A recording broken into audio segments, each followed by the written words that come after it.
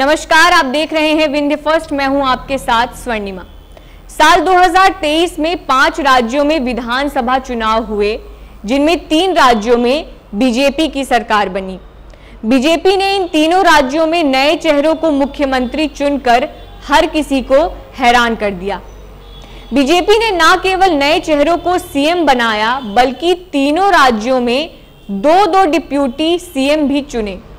मध्य प्रदेश में राजेंद्र शुक्ला और जगदीश देवड़ा, छत्तीसगढ़ में अरुण साव और विजय शर्मा, और राजस्थान में दिया कुमारी और प्रेमचंद बैरवा को डिप्यूटी सीएम बनाया गया। भारत लोकतांत्रिक देश है। यहाँ संविधान में दर्ज नियम निर्देशों के द्वारा देश और प्रदेश में शासन होता है। इस लोकतांत्रिक देश में जनता के द्वारा जनता के लिए शासन होता आया है। ऐसे में 3 राज्यों में 2 उप मुख्यमंत्री के पद को लेकर चर्चा बनी हुई है। राजस्थान में तो उप मुख्यमंत्री के पद की शपथ होते ही याचिका भी दायर हो गई। जयपुर के वकील ओम प्रकाश सोलंकी ने जनहित में याचिका दायर करते हुए कहा कि संविधान में डिप्यूटी सीएम या उप मुख्यमंत्री जैसा कोई पद ही नहीं है। यह एक राजनीतिक पद है और यह असंवैधानिक भी है।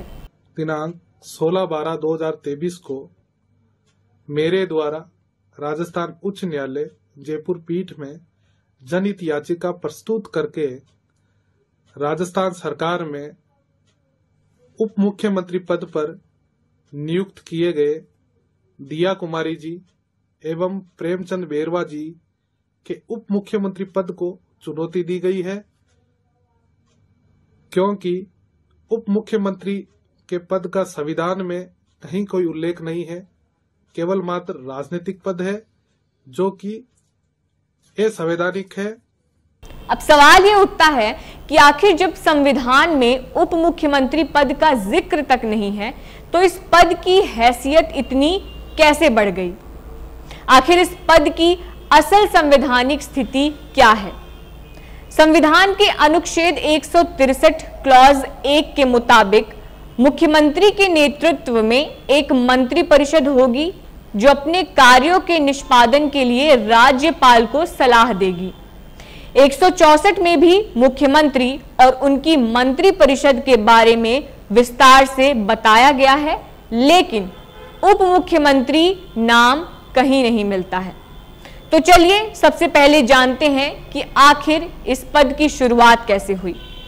मुख्यमंत्री का पद भारत के प्रधानमंत्री के पद की ही तरह होता है, लेकिन मुख्यमंत्री राज्य के स्तर पर काम करता है और प्रधानमंत्री केंद्र के स्तर पर। उसी तरह से उप मुख्यमंत्री पद भी भारत में उप प्रधानमंत्री पद की तरह होता है।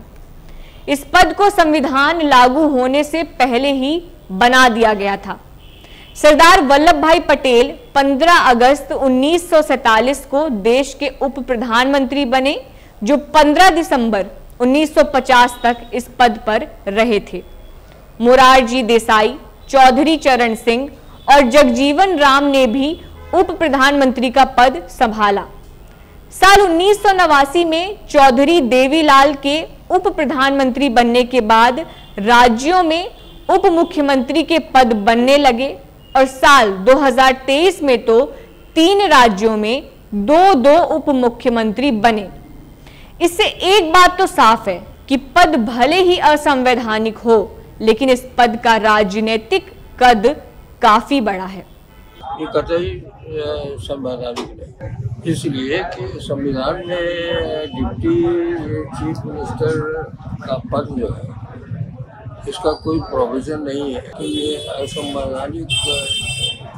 संवैधानिक नहीं डिप्टी चीफ मिनिस्टर। अब ये कई वजहों से, कई स्टेट पार्टी पावर कई वजहों से अपने पार्टी के इनर समस्याओं को हल करने के लिए इस तरह के पद निर्मित करके लोगों को डिप्टी चीफ मिनिस्टर बना देते हैं, लेकिन संविधान में ऐसी कोई व्यवस्था नहीं है जहाँ तक मुझे। अगर ओथ का आप पूछते हैं